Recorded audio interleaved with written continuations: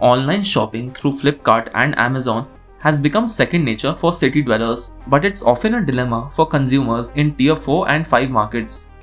This is why, despite the growing hype around e-commerce, it only accounted for 4% of the total food and grocery, apparel, and consumer electronics retail trade in India in 2020.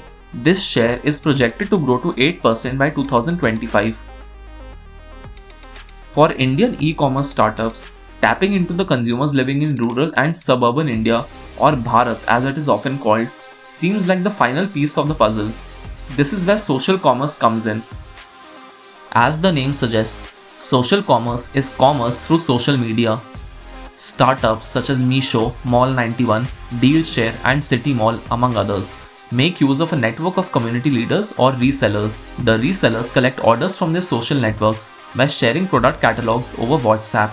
By placing bulk orders for groceries and other daily essentials, these resellers get the items at attractive discounts from wholesalers.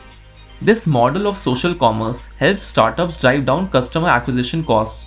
Since they leverage the social connections of their resellers, the model also helps them make online small ticket purchases viable. Other apprehensions associated with online commerce, such as lack of trust and poor digital literacy, are also mitigated through social commerce. Perhaps this is why online grocery platforms such as Big Basket and new entrants in the quick commerce space such as Swiggy are looking at social commerce to grow their user base. We spoke to Sorjendu Medda of social commerce startup Dealshare to understand more about the two different models of social commerce, namely the reseller model and the community buying model. Now, in a pure play reseller model, what one does is appoint resellers, and then the resellers in turn are basically bringing consumers on the network and taking the responsibility of their daily purchases. In turn, they are getting some margins.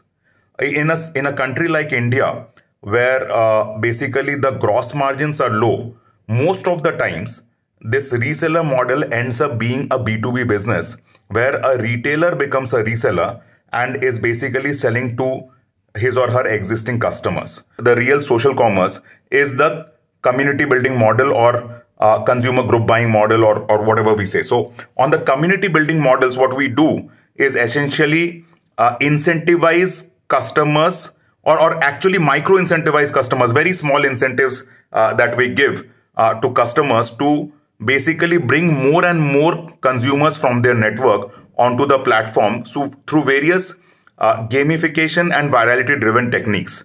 So we incentivize for just sharing of deals, sharing of events on the app. And those will be very small incentives, minor amounts, right? But the consumers will accumulate those incentives. Similarly, there is a lot of incentives for bringing referrals or bringing new consumers on the platform.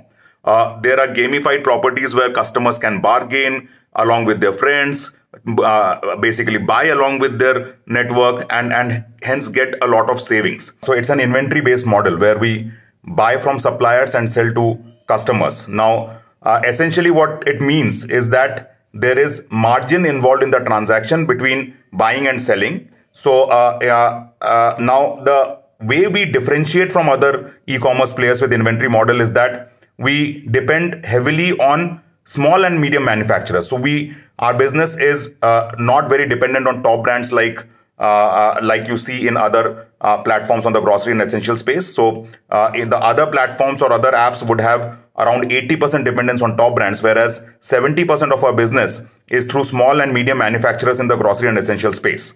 Now that allows us a 10 to 20% higher gross margin profile than those who are dependent on basically top brands.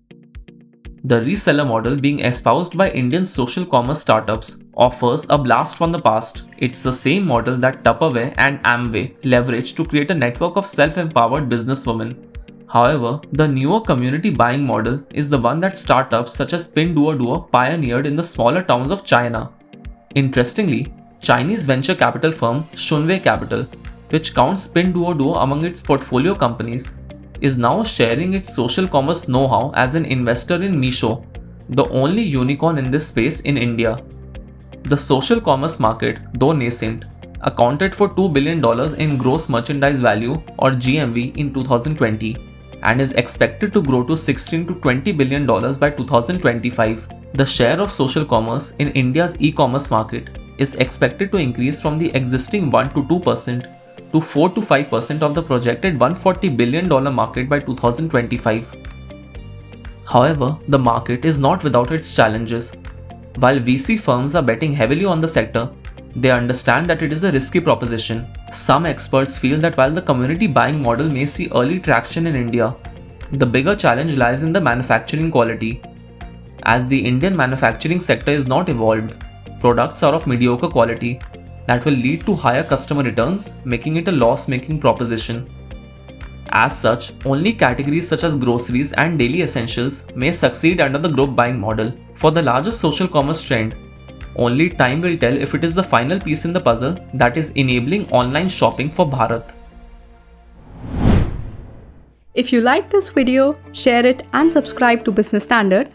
For more news, views and insights, log on to www.business-standard.com. Do also follow us on YouTube, Twitter, Facebook, Instagram, Telegram and LinkedIn.